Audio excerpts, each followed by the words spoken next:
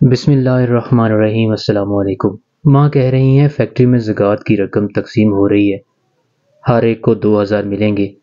اگر دونوں کو 2,000 مل جائیں تو 4,000 ہو جائیں گے۔ کچھ پیسے ہاتھ میں ہوں گے تو ابو کی دوائی اور چھوٹی بہنوں کی عید اچھی گزر جائے گی۔ یہ کہتے ہوئے 9 سالہ ماہنور کی آنکھوں میں خواہشات کی کہکشائیں جگمگا رہی تھی۔ ماہنور اپنی 5 بہنوں میں سب سے حساس تھی۔ غربت، تنگ دستی اور چارپائی پر پڑے بیمار باپ کو دیکھ کر ماں کا ہاتھ بٹانے کی کوشش کرتی تھی۔ سکینہ بی بی نے کمسن بیٹی کی فکر مندی دیکھ کر اس کے سر پر پیار سے ہاتھ پھیرا اور بیمار باپ کو خدا حافظ کہہ کر دونوں سائٹ ایریا میں نارس چورنگی کے قریب کپڑے رنگنے والی فیکٹری کی جانب چل پڑیں۔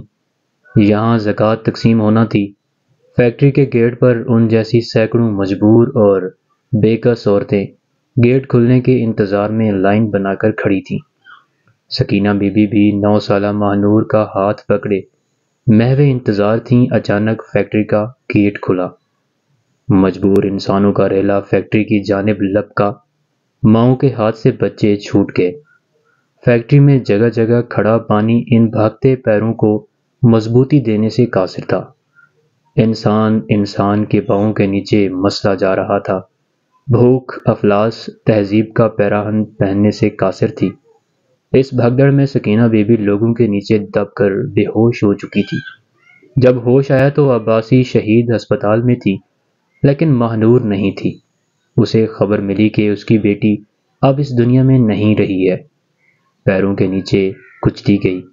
سکینہ بی بی کو کیا معلوم تھا کہ ان چند ہزار روپوں کے عوض اپنی بیٹی کو کھو دے گی۔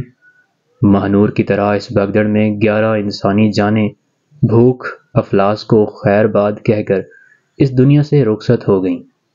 آئیے ہم سب مل کر کوئی کتاب دریافت کریں، کوئی آیت، کوئی فتویٰ، کوئی حوالہ تلاش کریں جو ان 11 خاندانوں کو صبر دے دے۔ آئیے کوئی ایسا گڑھا، کھائی، گھاٹی، قبر کھودیں جہاں ہم اپنا احساس، ضمیر، اپنی شرم، اپنے سوال دفن کر دیں۔